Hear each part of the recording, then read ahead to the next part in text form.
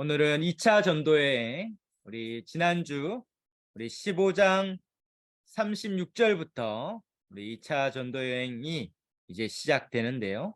오늘 2차 전도여행 아주 중심적인 유럽 선교가 시작되는 부분을 살펴보도록 하겠습니다. 우리 강의안을 보시면 15장 36절부터 우리 18장 22절까지가 전체 2차 전도여행 기간이고요. 우리 지난 15장을 했었죠. 15장 36절에서 41절에 우리 바울과 동역자였던 바나바가 1차 전도여행 때 중도 돌아갔던 이 마가를 데려가는 문제를 두고 다툼이 일어나서 결국 갈라졌다 했습니다.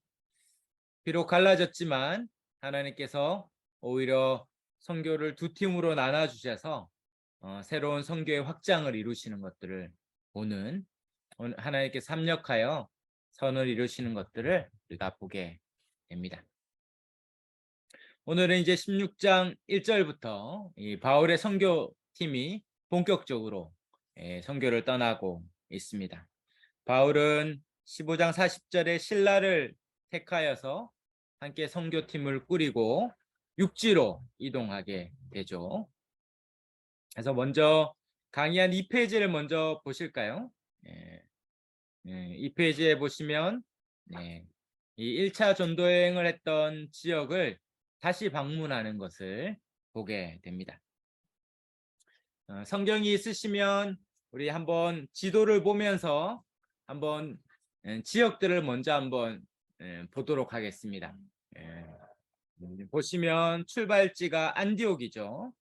제일 오른쪽에 실르기아 항구 옆에 안디옥. 이 지역은 크게 수리아 안디옥이 되겠습니다. 수리아 안디옥에서 바울이 이제 위쪽으로 이동하죠. 그래서 바울의 고향인 다소로 갑니다. 그리고 이동해서 더베, 루스드라로 가죠.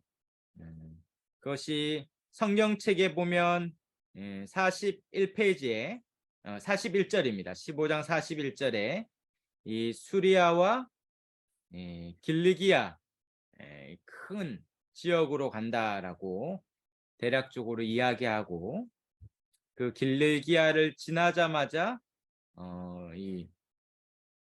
그 위에 있는 이 갈라디아, 제 거는 약간 황토색인데 이 갈라디아 지역으로 가죠. 거기에 첫 지역이 더베였습니다. 더베. 16장 1절이죠. 1차 전도여행의 가장 끝이었는데 2차 전도여행에서는 가장 시작점이 되겠습니다. 더베. 그 다음에 옆으로 이동해서 루스드라, 1차 전도여행 지역이죠. 그 다음 위에 이고니온, 비시디아 안디오로 갑니다. 거기서 16장 6절에 보면 성령이 부르기아와 갈라디아 땅으로 다니도록 했다 했죠. 그래서 보시면 비시디아 안디옥까지 찾아오셨습니까? 네. 비시디아 안디옥에서 부르기아 땅은 녹색으로 돼 있죠. 큰 중간 부르기아 땅을 관통하여 쭉 올라가니까 도랄라이움, 성경에 나오지 않지만 주요 도시이기 때문에 아마 지났을 것이다 예상하고, 또 북쪽으로 쭉 위로 올라가서 니케아 지역으로 가죠. 그래서 갈라디아 땅을 통과하게 됩니다. 그리고 16장 7절에 보면 무시아 앞에 이르러, 이 무시아는 그 초록색 큰 땅이죠. 이 무시아 앞에서 비두니아로 가려고 했다 했죠. 비두니아는 어디 있습니까? 제일 위쪽에 흑해 바로 밑에 비두니아 본도. 그래서 바울은 이 아시아 지역, 가보지 않은 아시아 지역을 전도하고자 했던 것 같아요. 그런데 7절에 보니까, 16장 7절에 보니 예수의 영이 허락하지 않았습니다. 그래서 비두니아로 가고자 했지만 가지 못하고 옆으로 서해 쪽으로 서쪽으로 꺾게 되죠. 그래서 무시아에서 드로아로 드로아는 그 에게해에 있는 바로 해변에 있는 도시죠. 예, 트로이 목마가 가까이 있는 드로아. 이 드로아에서 바닷가인데요. 이 드로아는 항구 도시고 저 마게도냐 지역으로 유럽 쪽으로 이 무역선들이 오갔던 주요 항구였습니다. 요 드로아에서 9절에 보니까 환상을 보죠. 16장 9절에 마게도냐 사람이 와서 건너와서 우리를 도우라는 환상을 봅니다. 바울은 마게도냐 사람인지 어떻게 알았을까? 마게도냐 이렇게 이름 적힌 옷을 입지 않았을 텐데, 그런데 아마도 이 마게도냐 사람들은 이 문명이 구분됩니다. 마게도냐 쪽은 유럽이고 이 무시아 쪽, 오늘날 터키 지역인데요. 이쪽은 아시아예요. 그러니까 유럽의 모양을 가지고 있는 인물이었겠죠.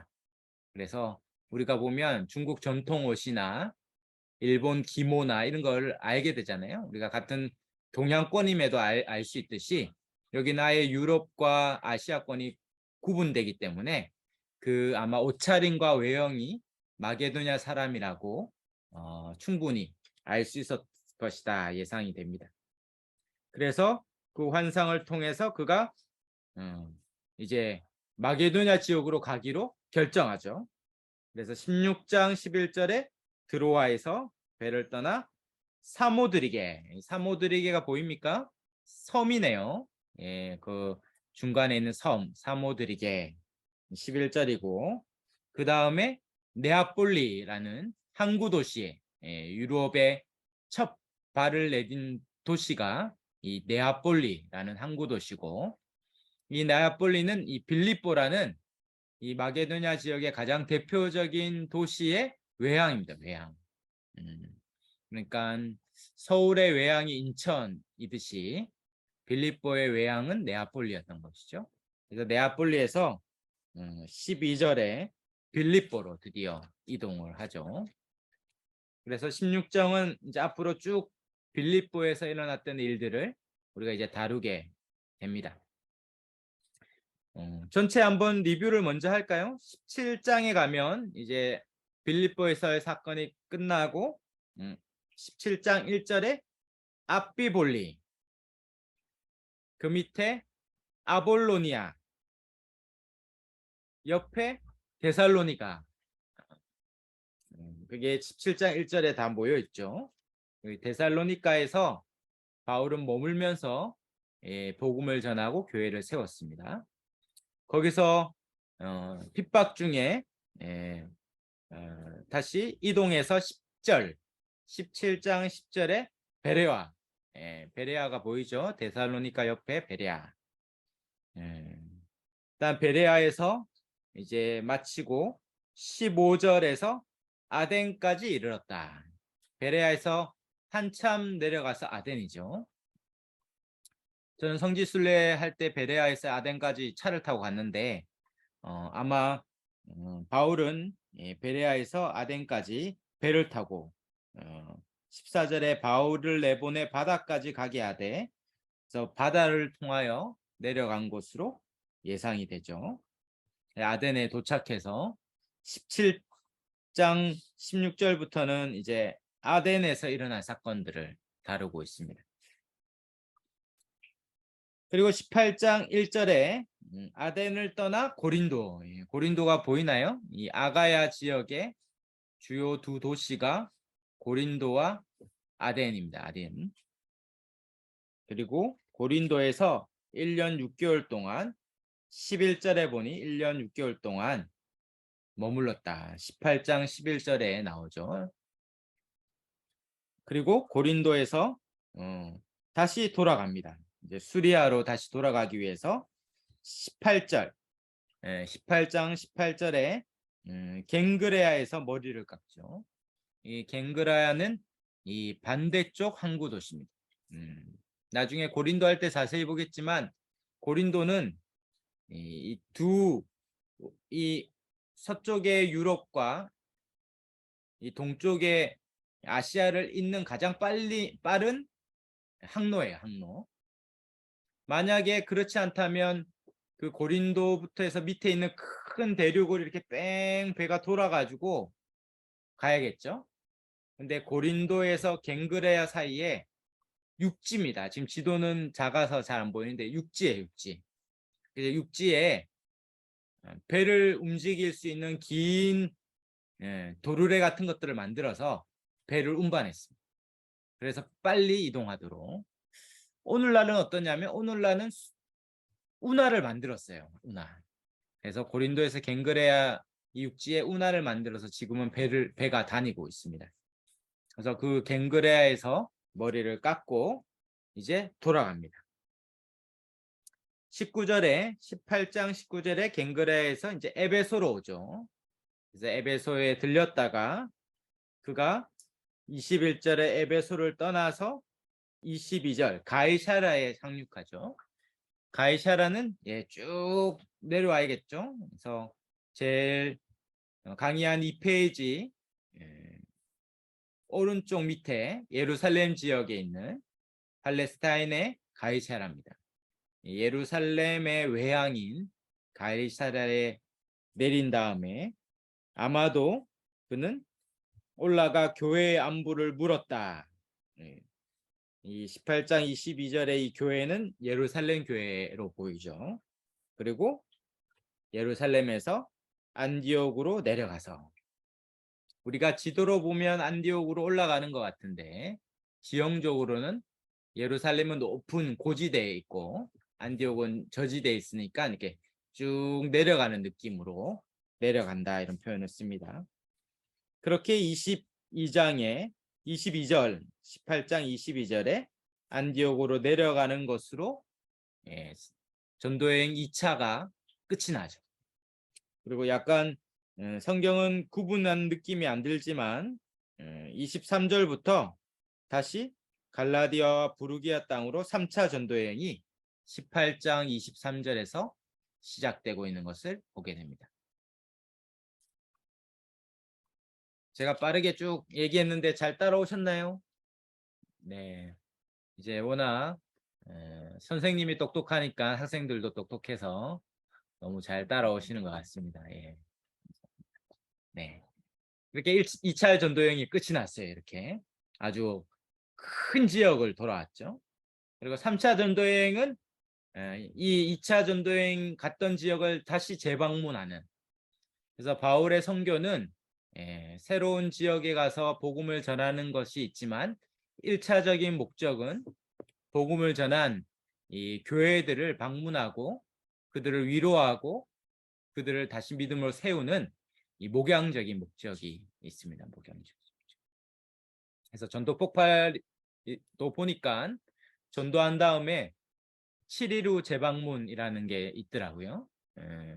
저희 아내가 열심히 전도 폭발 훈련을 받아서 강사인데 이렇게 7일 후에 반드시 방문해서 다시 믿음을 확인하고 공동체에 정착시키는. 그래서 우리의 전도는 이렇게 뿌리는 것도 있지만 실제는 같은 영혼을 계속 방문함으로 그들의 믿음을 세워가는. 그래서 디모데후서 2장 1, 2절처럼 한 사람이 또 다른 사람을 세우는 것입니다.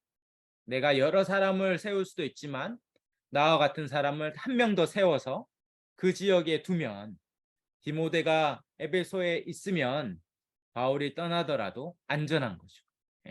바울과 똑같이 목양을 할 수 있는 디모데가 에베소에 있다면 그곳에서 안전하고 여전히 복음이 흥황한 것입니다. 그래서 우리가 평생에 우리의 기도 제목이 되어야겠죠. 나와 같은 자를 세우는 나와 같은 자를 세우는 이 일들을 우리가 계속 감당해야겠습니다. 우리 다시 강의하는 1페이지입니다. 1페이지에 다시 돌아와서 우리가 강의한 1페이지에 우리 2차 전도여행의 16장을 우리가 집중적으로 살펴보도록 하겠습니다. 16장 1절에서 5절의 중요한 사건은 이 디모데를 얻는 것이죠. 바울의 평생의 아들 같은 디모데 전후서에 보면 내 아들 디모데야 이렇게 말할 만큼 아들 같은 디모데를 얻는 것이 아주 중요하게 다루고 있습니다. 그리고 6절에서 10절은 이 큰 선교의 전환점, 아시아에서 유럽으로 복음의 서진이 일어나는 이 마게도냐의 부름이 나옵니다.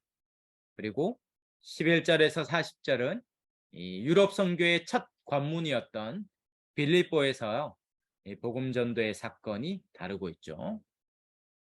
거기서 하나님께서는 이 루디아와의 만남을 통해 빌립보 교회를 세우시고 또한 박해와 시련 가운데 하나님께서 친히 그들을 감옥에서 건져내시고 오히려 핍박과 환난 중에 간수가 오히려 회심하고 구원을 얻는 이 놀라운 하나님의 구원 역사를 경험하게 됩니다.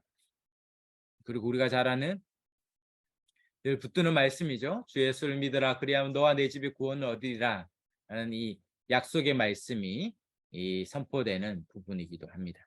우리가 이 부분을 같이 살펴보도록 하겠습니다. 어떻게 여기까지 잘 따라오시나요? 네. 잘 들리시나요? 잘 들리시나요? 네. 네, 감사합니다. 네. 우리 강의한 2페이지인데요. 2페이지의 아래쪽에 우리가 1절에서 5절 먼저 보겠습니다. 16장 1절에 보면 우리 바울이 1차 전도 여행했던 지역을 다시 방문하죠. 이 재방문하고 있습니다. 더베와 루스드라에서 특별히 이 루스드라에서 디모데를 만나게 됩니다. 디모데는 그 어머니가 믿는 유대 여자요 헬란이다 이렇게 돼 있죠. 우리 강의 한 3페이지에 넘어가면 디모데 후서에 소개되어 있습니다. 디모데를 향하여 우리가 잘 아는 바울의 마지막 서신이고 바울의 유언과 같은 말씀인 디모데 후서에 이 디모데에게 유언처럼 말하는 부분인데 디모데를 향해 바울이 말하는 거죠. 이는 내 속에 거짓이 없는 믿음이 있음을 생각함이라. 이 믿음은 먼저 내 외조모 로이스와 내 어머니 유니게 속에 있더니 내 속에도 있는 줄을 확신하노라. 제가 다음 세대 사역할 때 늘 이 말씀 가지고 어머니 기도에 학부모 기도에 늘 인도했는데 믿음의 이 계보가 외조모 로이스와 어머니 유니게를 통해 그 외손자이자 아들인 디모데에게 있는 거죠. 이것이 바로 언약의 자손이죠. 하나님은 택한 백성에게 그 언약의 자손을 구원하시는 하나님의 놀라운 구원의 역사가 있습니다. 우리가 언약 신학을 믿는데 언약 신학은 뭡니까? 자격 없는 자에게 거저 하나님 은혜를 베풀어 주셔서 자신의 백성, 자녀를 택하시는 것을 말합니다. 아브라함은 아무 자격이 없지만 하나님께서 갈대아 우르에 있는 그 아브라함을 택하여 그를 불러내어 열방의 씨로 삼으셨죠.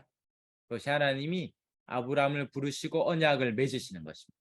그리고 창세기 15장에 아마 대부분 리딩 지저스 하실 것 같은데 요즘 읽는 본문이죠. 창세기 15장에 언약을 하나님이 주도적으로 횃불을 쪼개진 짐승 사이에 횃불만 지나가므로 언약을 어기는 자는 이 짐승처럼 쪼개져서 죽는다는 이 언약식을 맺는데 이 언약을 맺는 양 당사자가 지나가야 되는데 창세기 15장에는 횃불만 지나가죠.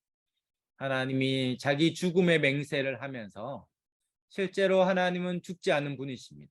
그러므로 이 언약은 절대 깨지지 않고 실패함이 없이 반드시 내가 너를 열방의 씨로 만들겠다. 그리고 창세기 17장에 할례를 맺으시면서 아브라함과 그 자손이 언약의 당사자가 됩니다. 그러니까 언약은 그 개인만 아니라 그 후손까지 공동체적이거든요. 이게 오늘날 장로교회에서 유아 세례를 드리는 중요한 이유입니다. 유아는 자기가 인지하지 못하잖아요. 인지하지 못하죠. 그런데 믿음을 고백하지도 않았는데 세례를 주는 이유가 뭡니까? 하나님이 믿는 가정에 하나님께서 자녀를 주셨다면 하나님 언약의 백성으로 주신 것이 분명하다.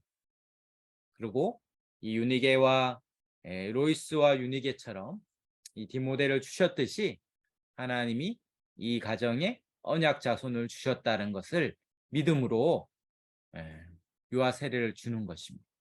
그래서 믿는 가정의 자녀들은 하나님이 택하여 반드시 구원하실 것을 믿고 우리가 끝까지 기도하고 또 우리에게 맡겨진 본분대로 언약 자손들을 잘 믿음으로 키워야 될 책임이 있습니다.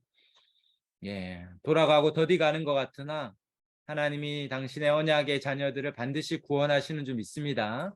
우리가 낙심하지 않고 이 어거스틴의 어머니 모니카처럼 우리가 계속 기도할 때 하나님께서 때가 되어 그 믿음을 씨앗을 열매 맺게 하시는 것을 볼 줄 믿습니다.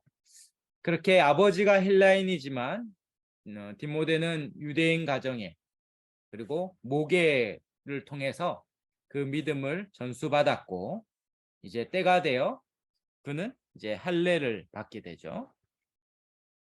바울이 3절에 그를 데리고 떠나려고 할 때 그 지역의 유대인들이 알고 있죠. 아버지가 헬라인이고 그는 엄마가 유대인이고 할례를 받지 않은 것을 알고 있기 때문에 바울이 디모데를 전도 여행의 일원으로 삼으면서 굳이 할례를 행합니다. 강의 한 3페이지 큰 2번에 갈로 2번에 있듯이 바울은 이 유대인의 유산을 결코 폐기 처분하지 않아요. 그리고 특별히 바울은 먼저 회당에 들어가서 복음을 전했기 때문에 디모데가 이미 어머니가 유대인이고 할례를 받을 수 있는 자이기 때문에 할례를 받게 함으로 불필요한 오해와 분쟁의 소지를 만들지 않았습니다. 그것이 바로 바울이 전도할 때 원칙이었습니다. 이건 우리가 이 세상을 살면서 가져야 될 지혜이기도 합니다. 갈로 이번에 있는 고린도전서 9장 19절에서 21절에 바울이 말하죠. 내가 모든 사람에게 자유롭다. 우리는 마음껏 자유롭게 할 수 있어요. 하나님 앞에 명시적으로 죄라고 여기는 특별히 십계명의 죄라고 여기는 것 이외에 마음껏 먹을 수 있고 어디든지 갈 수 있습니다. 제사 드리고 제사 음식 마음껏 먹어도 전혀 상관이 없어요. 그러나 바울은 다 자유롭지만 더우면 편하게 입고 와도 되죠. 하와이에서 예배를 드리는 분을 보니까 하와이 교회는 다 반바지에 반팔에 슬리퍼 신고 예배 드리러 다 오시더라고요. 저도 해운대 수영로교회 사역할 때 한 번씩 그런 분 너무 봤거든요. 이게 수영복인지 평상복인지 모르는 옷을 자매님이 입으시고 이게 신발에 끈 달린 슬리퍼를 신고 있고 오시는데 이거 쉽지 않다 이런 생각을 했습니다. 괜찮아요. 우리는 다 자유로우니까. 그래도 그렇게 하고 절에 가는 것보다 교회 오는 게 훨씬 더 감사하니까 너무 감사하죠. 그러나 우리가 모든 것이 자유롭지만 바울은 어떻게 합니까? 내가 모든 사람에게 종이 되겠다. 뭡니까? 그 사람들에게 내가 매어 살겠다 얘기합니다. 왜 그랬습니까? 9장 19절에 더 많은 사람을 얻고자 합니다 말씀하죠. 20절에 유대인에게는 내가 유대인같이 되고 그래서 유대인을 얻고 그 다음에 이방인에게는 21절 율법 없는 자 이방인에게는 내가 율법 없는 자같이 되어서 율법 아래 있는 자나 율법 없는 자나 누구든지 다 구원을 얻고자 하겠다 얘기합니다. 복음을 전하기도 전에 오히려 불필요한 오해와 다툼의 소지를 하지 않는 것이죠. 우리가 복음을 전하는 것이 중요합니다. 복음을 전하는 것이. 그 사람의 예의가 없다거나 어떻게 옷차림이 그렇다거나 그건 두 번째 문제죠. 이 복음 예수의 복음을 전하기 위해서 이 모든 것, 이 비본질적인 것에 대해서 모든 것을 허용하는 것이죠. 그래서 중요한 원칙이죠. 진리에서는 타협이 없고 본질적인 것에서는 타협이 없지만 비본질적인 것에서는 모든 것이 가하죠. 그래서 바울은 회당의 유대인들에게 복음을 전할 때 할례를 행한 자만 회당을 들어갈 수 있다면 디모데에게 할례를 받게 하는 것은 전혀 문제가 아닙니다. 그렇다면 갈라디아서에서 바울이 그렇게 할례를 받는 것에 대해서 그렇게 분노한 것은 무엇입니까? 갈라디아서에서는 할례를 받는 게 그건 비본질적인 문제가 아니고 본질적인 문제였어요. 왜냐하면 할례를 받아야만 구원을 받고 갈라디아서에서는 예수 믿는 것 플러스 할례를 반드시 해야만 구원을 받는다고 했기 때문에 이 문제에 관해서 사도행전 15장 우리가 지난주에 살폈던 예루살렘 회의에 있는 것처럼 결코 할례가 구원의 조건이 될 수 없다. 그 부분에 대해서는 바울이 쌓았죠. 우리는 이런 본질과 비본질, 복음의 핵심과 우리가 사랑으로 용납해야 될 부분이 무엇인지를 잘 분별하는 지혜가 필요합니다. 예수님의 복음을 듣는 게 중요하거든요. 예수를 믿는 게 중요합니다. 우리가 이것을 위해서 모든 것을 허용할 수 있는 것입니다. 그렇게 바울은 큰 3번에 강의한 3페이지에 4절 5절이죠. 여러 성을 다니면서 나오진 않았지만 이고니온도 갔을 것이고 각 선을 다니면서 사도와 장로들이 작정한 규례 바로 사도행전 15장에 예수 믿는 것 외에는 다른 것을 요구하지 않지만 우리 15장을 하면서 20절이었죠. 우상의 더러운 것과 음행과 목매어 죽인 것과 피를 멀리하라는 이 규례에 대해서는 괜한 오해를 사지 않도록 그것들을 권면하는 일들을 계속했습니다. 그리고 이 모든 일들을 통하여 16장 5절이죠. 사도행전의 곳곳에 중간중간에 이 매듭을 짓는 것처럼 말합니다. 16장 5절에 이에 여러 교회가 믿음이 더욱 굳건해지고 수가 날마다 늘어가느니라. 하나님께서 이렇게 교회들을 굳건하게 하시고 날마다 구원받은 자들을 더해 주시는 하나님의 역사가 다 있는 줄 믿습니다. 오늘 저와 여러분을 통해서 한번 적용을 하면 좋을 것 같아요. 우리가 믿음을 굳건하게 해줘야 될 성도들이 있을까요? 우리 주변에 우리가 이렇게 바울이 1차 전도여행의 장소들을 찾아다니며 그들의 믿음을 돌보고 도왔던 것처럼 저와 여러분에게 생각나게 해주는 또 마음에 떠오르는 그런 믿음을 굳건하게 하고 세워줄 영혼들이 있다면 복음을 전해야 될 영혼들이 있다면 그들에게 이 말씀대로 순종해서 갈 때 저와 여러분을 통해서 믿음이 굳건해지는 은혜가 있을 줄 믿습니다. 기도하다가 또 말씀 보다가 불현듯 떠오르는 분이 계시잖아요. 근데 뭐 갑자기 왜 그 사람이 생각나지? 이렇게 하고 지나치지 말고 우리가 거룩한 일을 할 때 성령이 우리에게 더 민감하게 역사하시거든요.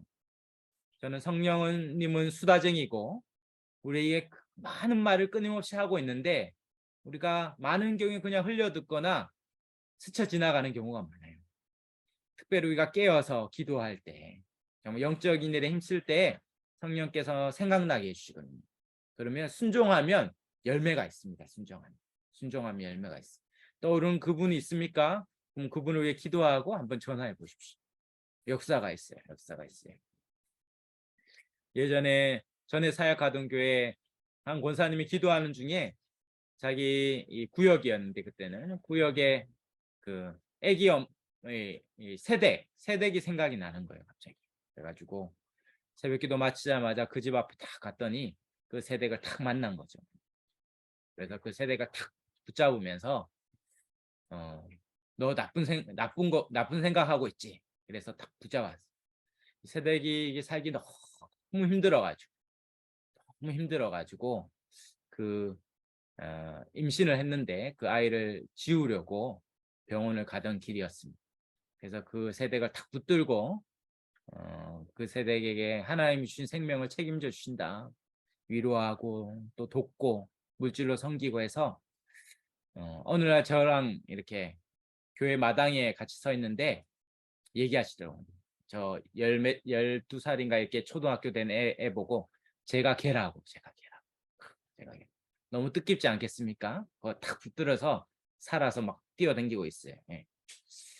네, 저 여러분을 통해 하나님께서 그렇게 생명을 살리는 일들을 하실 겁니다. 우리가 우리를 통해 믿음을 굳건하게 하는 일들이 일어나는 것입니다. 이제 바울이 이렇게 교회에 가기만 하면 정말 교회가 세워지고 든든해하니까 얼마나 기쁩니까? 해서 이 아시아를 막 다니면서 복음을 전하는데 이제 6절부터입니다. 16장 6절부터 성령이 아시아에 말씀 전하는 걸 막으시니까 너무 답답한 거예요.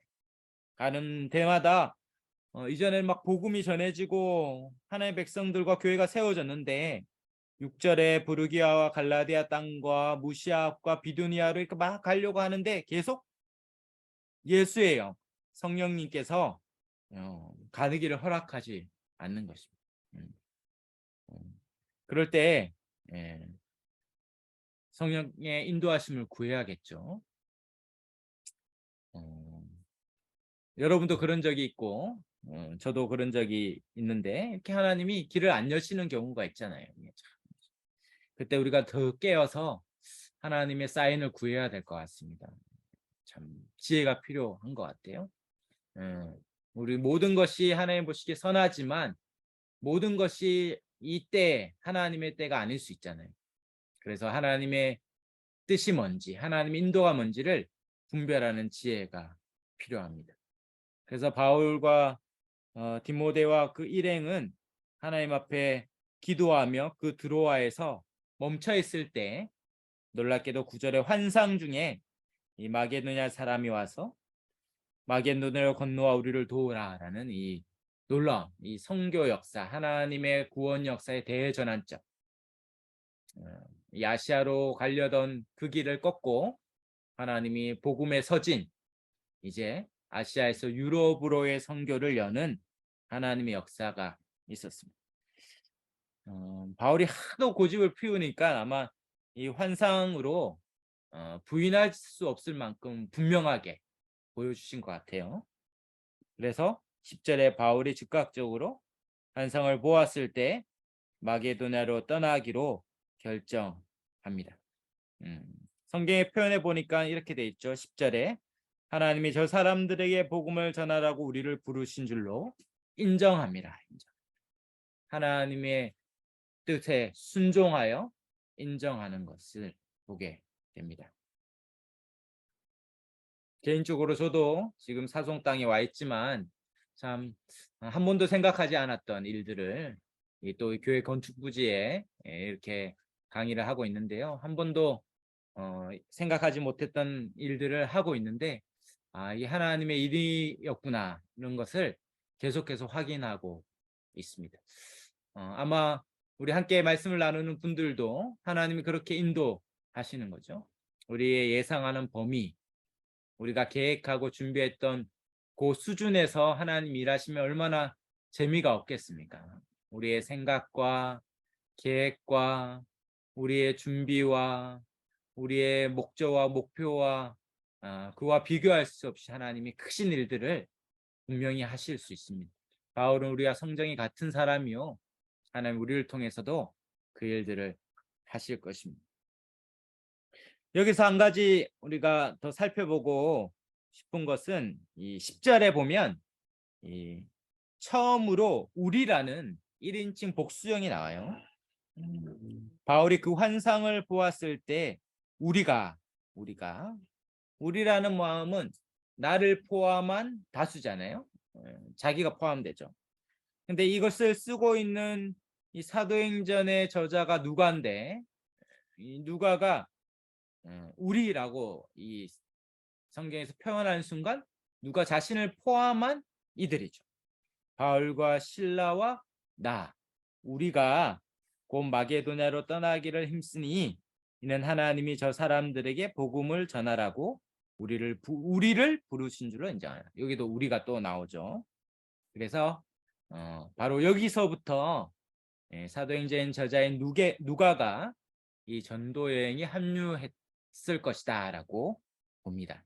아마도 누가는 이 드로아에서 거했던 것 같고, 그때 바울의 일행과 만나서 이 놀라운 이 누가복음과 사도행전을 기록하고, 바울이라는 아마 영화를 보셨던 분들이 있을 텐데, 그 바울이라는 영화에 보면 그 영화의 영화의 시점이 이 영화의 이 시점이 누가의 눈이죠. 누가의 눈.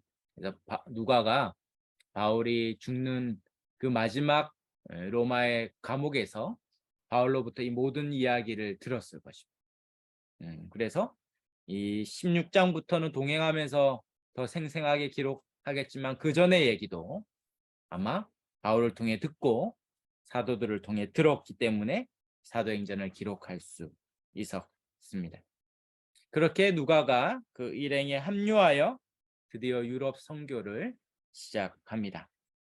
바로 11절부터 이 드로아에서 이 배를 타고 유럽으로 떠나고 있습니다. 16장 11절에 보면 이제 바울이 드로아에서 배를 타고 이 사모드리게로 지나서 네아폴리에 이르죠. 다시 한번 지도를 보실까요? 보시면 이 페이지에 지도가 있죠. 드로아가 이 바로 옆이 트로이거든요. 이 트로이 목마가 있습니다. 그래서 그 드로아에서 배를 타고 사모드리게라는 섬을 지나서 아마 섬은 잠깐 정박해 있다가 지나온 걸로 보여요. 그리고 네아폴리라는 빌립보에 있는 외항인 유럽의 첫 발자국. 그래서 네아폴리에 가면 바울의 도착 기념교회가 있습니다. 바울의 도착 기념교회. 여기가 그리스 지역이잖아요. 그래서 그리스 종교회가 주 기독교인데 그리스 종교회 교회인 바울의 도착 교회가 있고, 그 앞에 가면 바울이 처음 탁 디뎠던 바위, 이 바위를 탁 있어요. 실제로 그 바위일까 싶긴 한데 하여튼 그 바위로 하니까 다 그 발 위에 딛고 사진을 다 찍는데 저도 찍었습니다. 그래서 바울의 도착 교회에, 그리고 네아폴리에서 이제 빌립보로 올라갑니다. 12절에 보면 빌립보인데, 빌립보는 마게도냐 지역의 첫 성이요 로마의 식민지다 이렇게 되어 있죠. 이 빌립보는 강의한 6페이지죠. 빌립보는 알렉산더 대왕이었죠. 이 전 지역을 통일했던 그 아버지 필립의 이름을 따서 이 빌립보란 이름을 도시를 만들었어요. 그리고 그 빌립보는 로마의 식민지로 로마의 시민권을 가진 사람들이 이주해서 인공적으로 도시를 아주 화려하게 만들었습니다. 그래서 성지순례 가면 빌립보로 꼭 들리는데 아주 화려한 도시 문명을 자랑하는 곳이고, 거기가 로마의 자치주처럼 되어 있어서 아주 특권적인 지위를 가졌던 도시이기도 했습니다. 바울은 대단히 전략적인 선교를 한 걸 알 수 있죠. 그 지역에 가장 대표적인 도시들을 먼저 방문하여 그곳에서 복음을 전했습니다. 왜 그랬습니까? 부울경 지역의 가장 큰 도시는 부산이고, 부울경 지역의 사람들이 웬만하면 부산에 다 들어와서 사는 사람들이 많이 있죠. 그리고 이들에게 복음을 전하면 자신의 고향과 부모, 친척들에게 돌아갔을 때 그 지역을 복음화하는, 가장 효과적이고 빠르게 복음화하는 길을 찾은 것입니다. 우리의 삶이 하나님이 정한 기한이 있는데 우리의 삶을 가장 최적화하여서 가장 하나님 나라를 위해 쓰임 받는 길은 무엇일까? 우리가 만 가지 일을 다 할 수 없지만 내가 가장 하나님 앞에 드릴 수 있는 열매를 맺는 삶은 무엇일까? 우리가 그것을 구하며 사는 지혜가 필요합니다. 바울은 이 지역의 가장 대표적인 빌립보를 선교의 중심지로 삼았습니다. 그리고 수일을 유하다가 13절에 보니까 안식일에 우리가 기도할 곳이 있을까요? 문 밖 강가에 나가서 거기에 앉아서 모인 여자들을 만납니다. 보통 바울은 이전에 유대인들이 모인 회당에 가서 복음을 전했습니다. 왜 그렇습니까? 회당은 구약 성경을 인정하는 유대인들이 모여 있으니까 복음을 전하기에 참 효과적이죠. 아마 리딩 지저스라는 성경 통독을 하고 계신 분들은 신구약 성경, 구약 전체가 그리스도를 향하고 있는 그리스도 중심의 성경이라는 것을 우리가 계속 강조하고 배우고 있는데요. 그래서 이 유대인들, 해당에 있는 유대인들에게 그들이 가지고 있는 구약 성경 전체가 바로 메시아를 향하고 있는데 그분이 바로 예수 그리스도다라고 아주 복음을 전하기에 효과적이었죠. 그런데 이제 유럽 선교가 시작되면서 이 빌립보를 비롯한 도시들은 유대인들이 상대적으로 없어요. 유대인들이 적어도 12명 이상 모여야 한 회당을 세울 수 있었는데 그 정도의 인구도 없을 만큼 아주 희박한 곳이었죠. 그래서 바울이 어디서부터 복음을 전할까 볼 때 이 강가에 모인 여인들을 만났던 것이죠. 아마 하나님의 놀라운 인도였던 것 같습니다. 이 여인들이 왜 강가에 모였을까 살펴보니 14절에 알려주고 있죠. 이 두아디아시에 있는 자세 옷감 장사로서 하나님을 섬기는 누디아라는 한 여자의 말을 듣고 이 여인 중에 누디아를 비롯한 여인들은 하나님을 섬기는 이방인인데도 하나님을 섬기는 바로 고넬료와 같은 경건한 하나님을 섬기는 영어로 가피언데요. 하나님을 경외하는 이방인들이 있었습니다. 그것이 앞서 에티오피아 내시에게 빌립이 복음을 전했던 사건이나 고넬료에게 복음을 전했던 베드로의 사건과 같이 누디아도 이 구약의 하나님을 어느 정도 알고 있는 이방인이었던 것 같아요. 그때 하나님께서 이 누디아에게 하나님이 역사합니다. 오늘 참 관심을 가지고 보고 싶은 구절이 이 14절이죠. 그 여인들에게 바울이 말할 때 이 루디아라 하는 한 여자가 말을 듣고 있을 때 14절 끝입니다. 주께서 그 마음을 열어 바울의 말을 따르게 한지라. 루디아가 어떻게 복음을 받아들이게 됐습니까? 바로 주께서 그 마음을 열어 주셨다 되어 있습니다. 바로 구원은 설교자의 설득력 있는 말이나 전도자의 효과적인 복음 전도에 있기보다 그것이 없어야 된다는 얘기는 아닙니다. 그게 필요하지만 궁극적으로 하나님께서 그 마음을 열어주시는 것에 달려있다라는 것입니다. 누가 구원을 하십니까? 성령 하나님께서 택한 자의 마음을 열어 그 말씀을 들어 믿어 구원을 얻게 하신다 말씀합니다. 우리가 늘 왜 복음을 전하기에 주저합니까? 나는 말주변이 없어요. 뭔가 경험한 게 별로 없고 할 말이 별로 없고 다 상관없다는 것이죠. 우리가 아는 한 이미 저와 여러분 여기 계신 분은 적어도 말할 것이 많이 있어요. 그걸 그냥 전하면 됩니다. 뜨겁게 전하지 못할지라도 아주 띄엄띄엄 전할지라도 다 괜찮아요.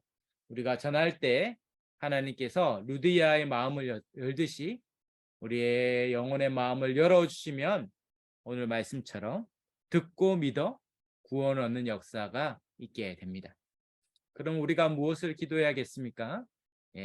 마음이 열리도록 우리 사랑하는 남편과 아내, 사랑하는 자녀들과 부모님, 또 사랑하는 친지와 이웃들, 회사 동료들, 우리에게 복음을 들어야 될 그 영혼들의 마음을 주님이 열어주시기를 기도할 때 하나님의 마음을 열어주시기만 한다면 우리가 전할 때 듣고 믿는 역사가 꼭 있을 줄 믿습니다. 예, 루디아 같은 그 역사가 있을 거예요. 하나님은 이 유럽 선교를 준비하면서 마게도냐 사람이 건너와 나를 도우라 할 때 정말 바울을 한 번도 가보지 않은 땅, 아마 유대인들이 이렇게 없었던 곳이라면 잘 알려지지 않았던 미지의 땅, 얼마나 두렵고 떨리겠습니까? 그러나 하나님께서 이렇게 루디아들 예비하심으로 참 큰 격려와 위로를 주시는 것을 보게 됩니다. 예, 저도 이 사송에 개척할 때 이런 걸 너무 많이 경험해서 엄청 격려가 되더라고요. 처음 사송 땅에 밟았을 때, 처음 집을 알아보려고, 교회터를 알아보려고 부동산에 방문했을 때, 첫 예배를 드리고 또 둘째 예배를 드렸을 때 정말 이런 표현이 그렇지만 귀신같이 어떻게 아시고 부동산에서 예배를 드리는데 찾아오시고, 뭐 그분이 지금 이 자리에 있어가지고 얘기하는 건 아닌데, 예, 또 오시고 태권도장에 오시고 저희 사택 예배 드릴 때 오시고, 예, 이번 주에도 신혼가정이 오시고 이렇게 참 제가 원래 언론정보문화학부 커뮤니케이션을 전공했거든요. 그리고 홍보기획론 이런 거 전공해서 은행하고 해서 은행에게 홍보기획 PR을 팔기도 했습니다. 대학교 때 그게 수업이어서 그거 팔리면 A 플러스인데 팔리기도 하고 했는데, 근데 지금은 그런 감각이 다 죽었는지 잘 못해요. PR을 막 못하고 어떻게 광고와 홍보를 해야 되는데 잘 못하고 있는데, 어떻게 하나님이 막 알고 이렇게 보내주시는 이 신비한 경험을 하고 있습니다. 예비된 영혼이 있다는 것이지. 전하지 않고 주로 의지하여 발걸음을 내디지 않기 때문에 하나님이 일하심을 못 보고 있는 거예요. 한번 도전해 보시고 복음을 전해 보시고 예비된 영혼을 깜짝 놀라고, 신천지가 아닌가 싶을 만큼 내가 전했는데 어떻게 믿을까, 신천지 아니고는 도저히 불가능할 텐데 싶을 만한 내 말을 듣고 믿는 기적과 같은 일이 눈앞에 일어납니다. 그래서 복음을 한번 전해보시기를 축원합니다. 예비된 루디아가 있어요. 루디아가. 그렇게 하나님이 바울과 그 전도팀을 얼마나 격려해 주시겠습니까? 유럽의 첫 교회가 루디아의 집에 생겼습니다. 15절에 그 집이 다 세례를 받고 청하여 나를 주를 믿는 자로 알거든 내 집에 들어와 유하라 강권하여 머물게 되고, 마지막 16장 40절에 바울이 옥에서 나왔을 때 루디아의 집에 들어가서 형제들을 만나보고 위로하고 있는, 루디아의 집에 이미 믿는 형제들이 모이고 있는 바로 가정교회 빌립보 교회가 생겼고, 아마 빌립보서는 이 루디아의 집에 있는 교회를 향하여 보낸 서신이었을 것이다 예상이 됩니다. 놀랍죠? 하나님이 일하고 계시는구나. 하나님이 먼저 가셔서 일하고 계시는구나. 택한 백성들을 예비해 놓으셨구나.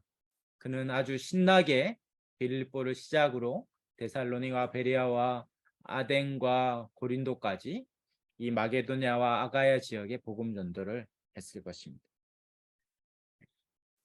그런 항상 탄탄대로는 아니죠. 어려운 일이 있어요.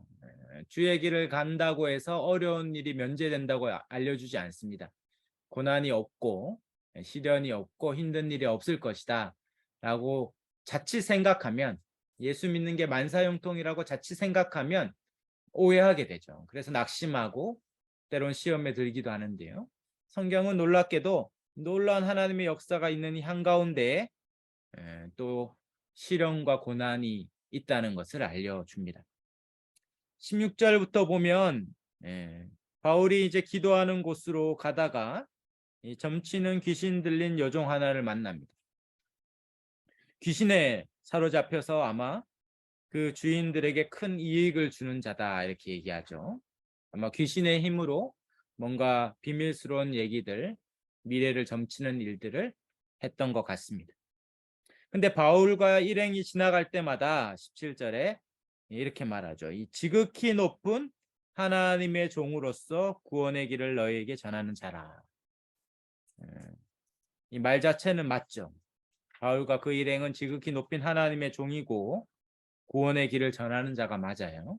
그러나 그것이 귀신들의 힘에 힘입어 말하는 거기 때문에 실제로 그것이 유익이 되지는 않는 것이죠. 덕이 되지는 않아요.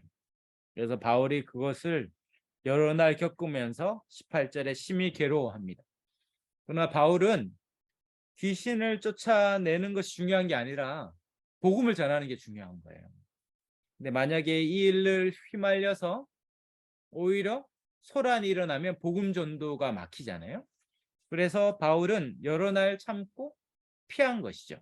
능력이 없어서가 아니고 할 말이 없어서가 아니라 지금 영혼들을 돌보고 교회를 세우는 일이 중요하기 때문에 거기에 에너지를 굳이 쓰므로 분란을 일으킬 생각이 없습니다. 자기의 능력을 과시할 생각도 없어요. 그러나 이 일이 하나님을 영화롭게 하지 못하고 계속해서 주의 일에 방해가 될 때에 18절에 드디어 귀신에게 명하죠. 예수 그리스도의 이름으로. 이 이름은 능력입니다. 권세죠. 내게 내가 명하노니 그에게서 나오라 할 때 귀신이 즉시 나온다. 즉시.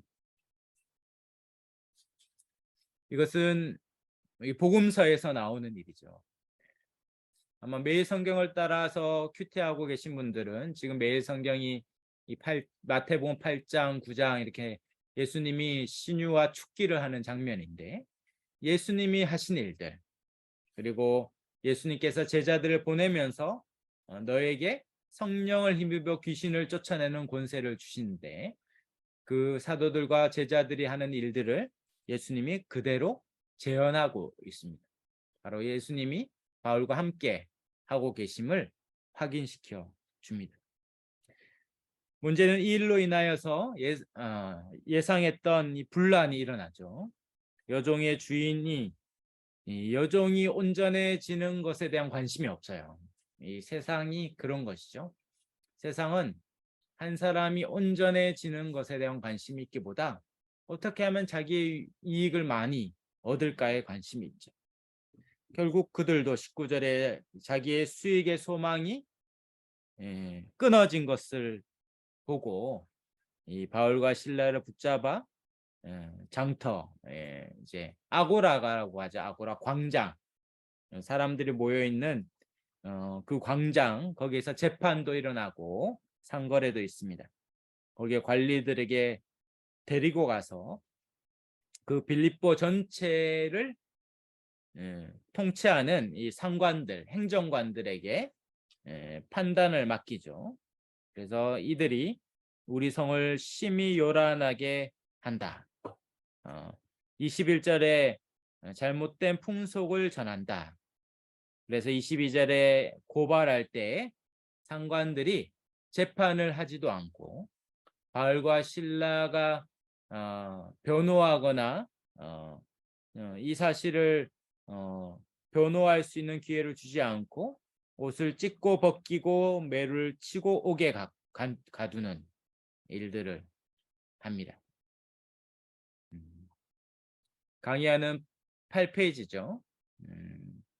바로 바울이 이 태형으로 실제로 몸에 맞는 일들이 있습니다. 고린도후서 11장 25절에 있죠. 큰 2번에 갈로 6번에 있는 구절인데요. 바울이 고린도후서 11장에 여러 받은 고난들을 얘기하면서 3번 태장으로 맞고 1번 돌로 맞고 3번 파선하고 일주야를 깊은 바다로 지냈다. 이런 태장이죠. 성경에 보면 23절에 많이 친 후에 옥에 가뒀다. 죽기 직전까지의 심한 고난이었다. 바울은 데살로니가 전서 2장 2절에도 이야기합니다. 순서에 보시면 빌립보 갔다가 17장에 데살로니가 가죠. 그래서 데살로니가 성도들에게 지난 자신의 전도 여행을 이야기하면서 너희가 아는 바와 같이 아마 이미 데살로니가에 있을 때 빌립보에서 했던 일들을 나눴었겠죠. 이미 알고 있어요. 우리가 먼저 빌립보에서 고난과 능욕을 단화했으나 우리 하나님을 힘입어 많은 싸움 중에 하나님의 복음을 너에게 전하였노라. 복음을 전할 때 고난과 능욕이 있다라는 것. 우리가 이것을 잊지 말아야 합니다. 우리가 이 과정 중에 있기 때문에 낙심하는 것이죠. 성경이 이것만 끝나면 얼마나 불행합니까? 예수 괜히 믿었다 할 만한 일일 수도 있겠죠. 그러나 문제는 이게 끝이 아니에요. 끝이 아니에요. 고난과 시련이 끝이 아닙니다. 이것이 끝이라면 우리가 세상에서 가장 불쌍한 자이겠지만 이게 끝이 아니라는 것이죠. 끝이 아니에요. 감옥에 갇히죠. 그런데 감옥에 갇히는 것이 25절부터 놀라운 반전이 있죠. 그가 감옥에 있음으로 어떻게 했습니까? 그 감옥에 그가 갇힘으로 인하여 누군가는 구원을 얻는 놀라운 통로가 됩니다. 감옥에 있는데 25절의 한밤중에 우리가 아는 참 바울과 실라의 기도와 찬양이 있죠. 네. 전문 용어로 제정신이 아닌 것이죠. 지금 감옥에서 매맞고 갇혀 있는데 찬양하고 있으니까 제정신이 아닙니다. 제정신이. 그리고 바울과 실라가 기도하고 하나님을 찬송할 때 성경에 보니까 25절 끝에 죄수들이 듣더라. 무슨 기도했을까요? 예수 믿어도 괜히 믿었다. 하나님 이럴 수 있습니까? 내가 하나님 앞에 뭘 잘못했습니까? 이렇게 했는데 왜 이런 일이 있습니까? 왜 내 삶에 이런 일이 있습니까? 왜 우리 가정에 이런 일이 있습니까? 왜 어려움이 있습니까? 이렇게 원망하고 불평했다면 하나도 전도가 안 됐겠죠. 아마 그렇지 않았을 거겠죠. 예. 그들이 감옥에서 있을 때 기도하며 찬송했다는 거죠. 찬송했다는 거죠. 그의 감사와 찬송이 있는 것입니다. 무슨 그림이 보입니까? 아마 구약의 다니엘서에 다니엘과 세 친구가 그 불구덩이에 있을 때, 사자굴에 있을 때 그들이 하나님 앞에 고백했잖아요. 하나님께서 능히 나를 이 불에서, 이 사자에서 나를 건지실 것이다. 그 다음 말이 놀랍죠. 그리 아니하실지라도 내가 여호와로 인하여 찬송하겠다. 네. 신앙의 힘은 무엇입니까? 신앙의 힘은 예수 믿으면 잘 되는 것도 분명합니다. 뭐 어떤 분은 그걸 되게 막 기복이라고 싫어하시던데 저는 그렇지 않다 생각합니다. 예수 믿으면 잘 된다고 믿어요. 예. 예수 믿으면 누구보다 성실하고 정직하고 진실하고 주어진 일에 충성하고 잘 될 조건들이 많이 있죠. 그래서 저는 예수 믿으면 인생이 잘 되고 부부 관계도 좋고 가정도 자녀도 잘 큰다고 믿습니다. 병원에 가서 예수 믿는 신자가 또 질병에 걸렸다면 저는 즉시로 낫고 제가 할 수 있는 모든 걸 동원해 가지고 마음껏 축복하고 또 하나님께서 능력으로 역사하기를 기도합니다. 그러나 진짜 예수의 능력이 나타날 때는 언제입니까? 이 고난 때이죠. 고난의 때. 다 그런 고난이 있으면 원망하고 다 낙심하고 다 하나님 앞에 불평하고 그리고 신경이 날카로워지고 짜증나고 힘이 없고 주저앉고 그게 인간이라면 당연히 그래야 되는데 사람이라면 당연히 그래야 되는데 그 지점에서 주께 소망을 가지고 그것을 넘어갈 때 그때 세상에 없는 일이구나. 이 땅에 없는 일이구나. 이건 절대 이 땅에 없는 하늘의 일이구나. 그것이 하나님을 영화롭게 하고 복음을 전하는 일이죠. 베드로전서에 누가 소망에 관한 이유를 묻겠습니까? 소망할 수 있는 일이 하나도 없음에도 불구하고 소망하며 사는 그 모습을 보면서 넌 도대체 어떻게 그 상황에서도 소망하면서 버틸 수 있냐? 어떻게 이길 수 있냐? 너는 도대체 백이 뭐냐? 그 소망에 관한 이유를 물을 때 그때 기회인 거죠. 그때. 바로 강의 한 9페이지에 있는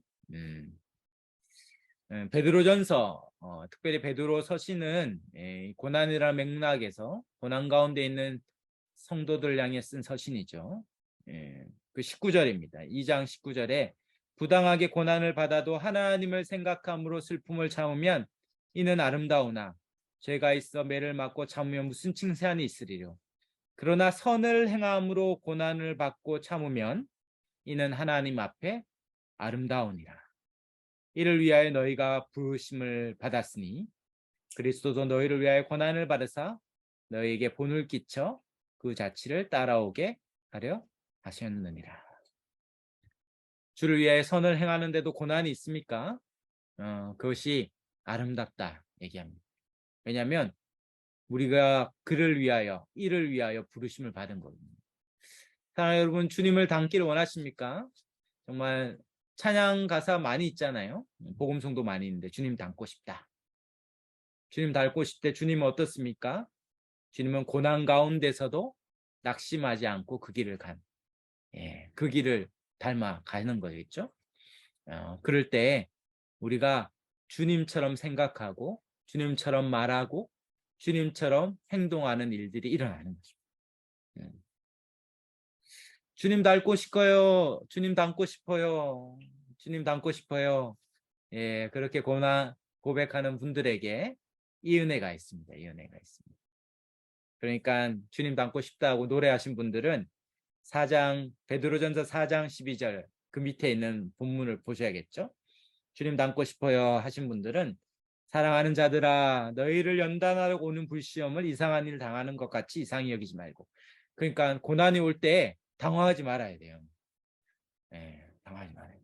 오히려 너희가 그리스도의 고난에 참여하는 것으로 즐거워하라. 그의 영광을 나타나실 때 너희로 즐거워하고 기뻐하게 하려 합니다. 너희가 그리스도의 이름으로 치욕을 당하면 복 있는 자로다. 영광의 영 곧 하나님의 영이 너희 위에 계심이라. 아멘. 어떤 이름만 대면 아는 유명한 목사님이 그 아내가 딱 암에 걸린 거죠. 얼마나 낙심이 됩니까? 정말 주를 충성했는데 아내가 암에 걸리고, 또 한편은 또 성도들 보기에 약간 거리낌이 있을 수 있죠. 예수 믿으면 하나님이 지켜주신다고 늘 설교했는데 자기는 가정에 아내가 암에 걸리시니까. 그런데 그 목사님이 설교 중에 이렇게 얘기했다고 해요. 야, 이제 나에게도 올 게 왔구나. 올게 왔구나. 성도들이 다 뭐 하나 건너면 하나 암에 걸리잖아요. 본인 아니면 가족이 암에 걸려요. 그런데 암에 걸려도 성도들은 그 암 걸리는 그 시련 가운데서도 믿음을 지키고 치료받고 이기면서 그 터널을 통과하잖아요. 다 그렇게 믿음으로 살아가는데 목사라고 뭐 대단합니까? 이제 내 차례인 거죠.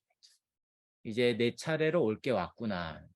나도 그런 성도들이 했던 것처럼, 주님이 갔던 것처럼 나도 이 시련을 감내하고 감당하면서 믿음으로 이겨가면서 가야 되는 것이죠. 왜 꼭 나는 안 당해야 된다 이렇게 생각하느냐 말이죠. 왜 나는 거기에 예외화되어야 된다.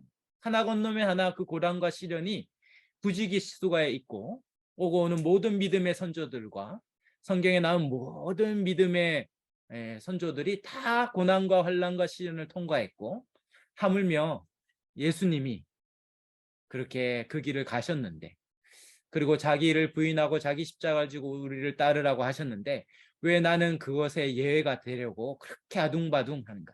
그리고 나한테 그 일이 닥치면 왜 이상히 여기고 그렇게 낙심하며 원망하고 불평하는가? 그렇지 않습니다.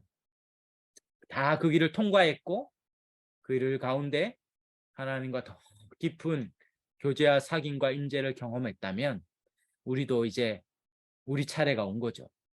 그리고 통과하시길 축원합니다.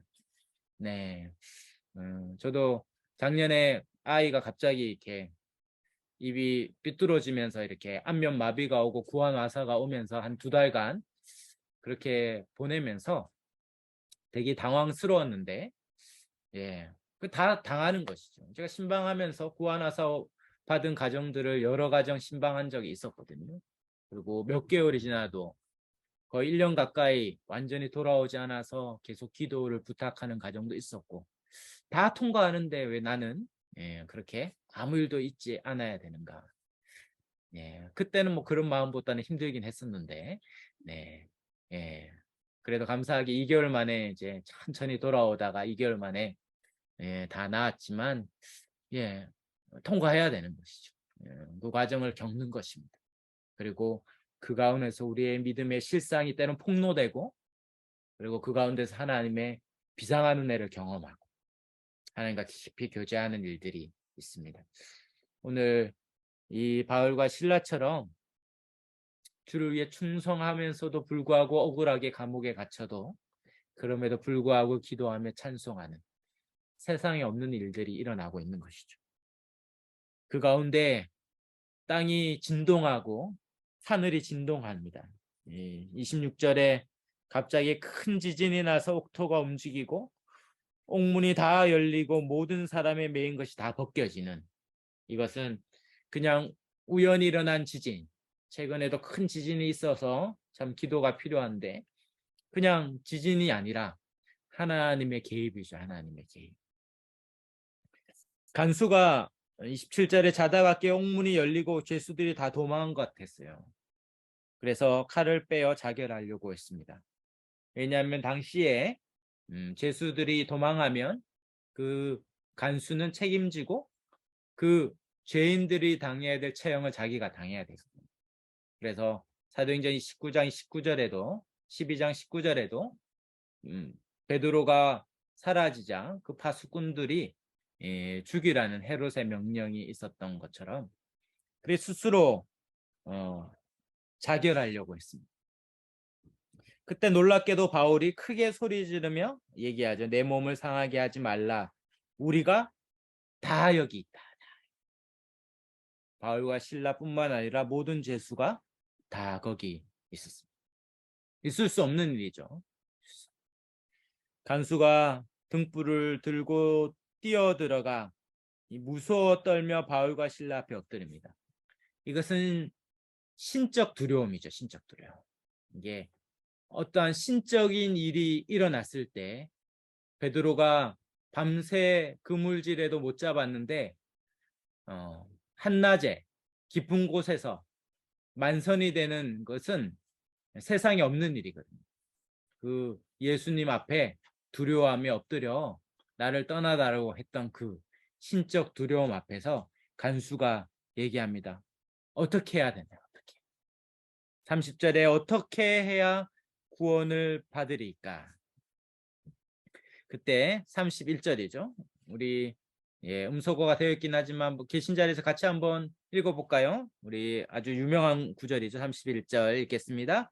이르되 주 예수를 믿으라. 그리하면 너와 내 집이 구원을 받으리라. 아멘. 네, 세상이 어떻게 해야 되냐? 이 뜻하지 않는 예기치 않은 공경과 시험과 문제 가운데 동분서주할 때, 전전긍긍할 때 우리가 말해줘야 됩니다. 주 예수를 믿으라. 그리하면 너와 내 집의 구원을 얻으리라. 이것이 우리에게 약속된 말씀이죠. 그리고 간수가 그를 데리고 집에 모셔서 그 맞은 자리를 씻어주고 온 가족이 다 세례를 받습니다. 갈로 7번에 있는 것처럼 이 초대 교부였던 크리소스토무스는 이 사도행전에 이렇게 얘기하더라고요. 이 간수를 향하여 그는 씻었고 씻음 받았다. 그는 그들의 채찍 자국을 씻어 주었고 스스로도 자기 죄에서 씻음을 받았다.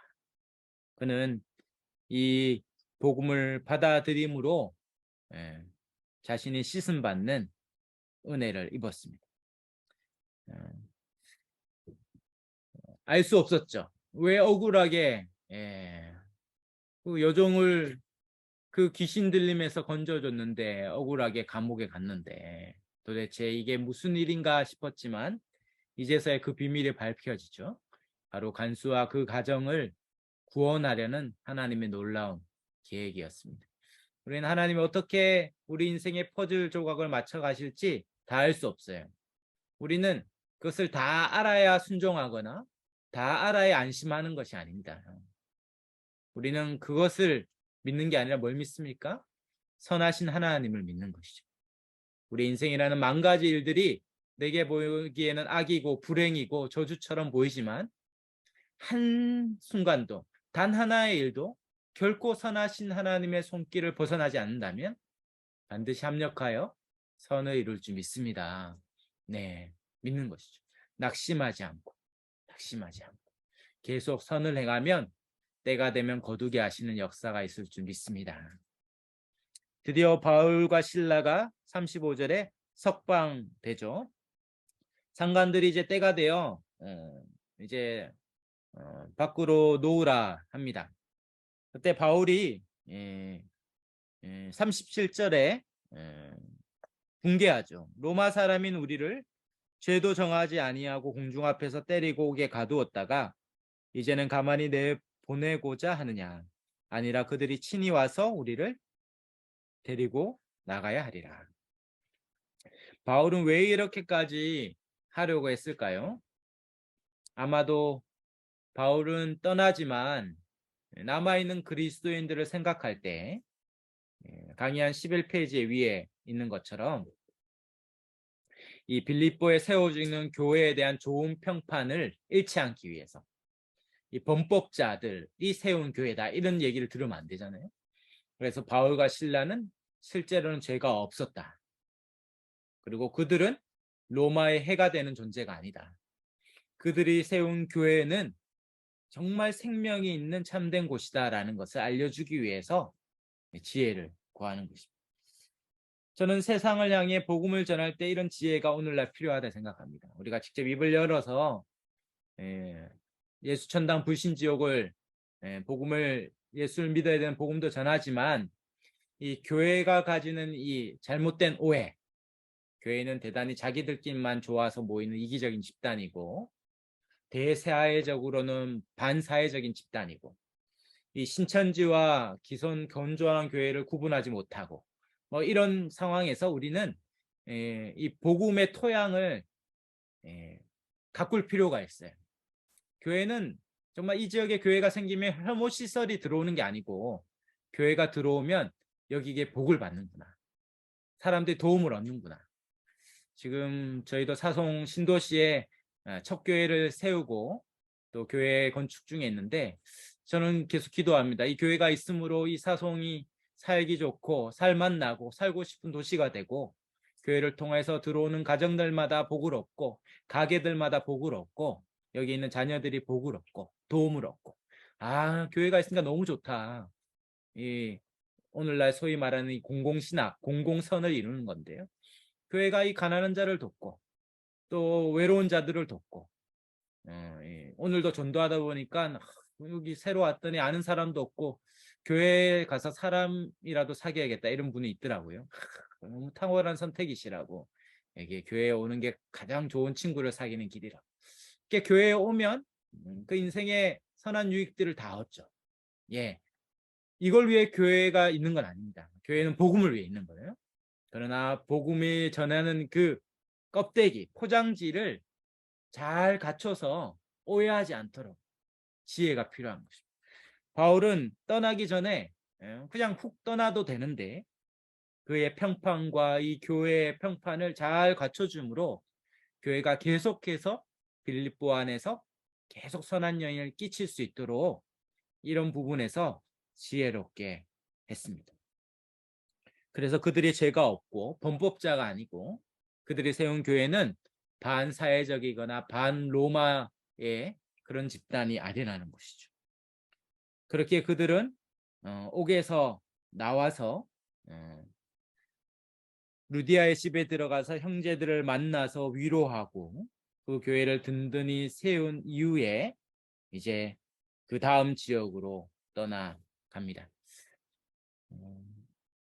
자, 여러분 오늘 이렇게 16장을 살펴보았는데요. 여러 곳곳에 우리에게 주시는 지혜와 은혜가 있었던 것 같아요. 하나님께서 이 정한 때 우리를 통해 하시고자 하는 그 일들을 이루어 가시는 것입니다. 저와 여러분을 향한 계획이 있으시죠? 바울이 가려고 했던 그곳이 아니라 하나님이 예비하신 유럽을 향하여 그들을 인도해 가시고 그들을 통하여 주님의 교회를 세우시고 그 지역에 하나님 나라를 이루어 가십니다. 네, 하나님께서 반드시 택한 자의 마음을 열어서 구원 얻게 하시는 일들이 저와 여러분을 통해 있게 될 줄 믿습니다.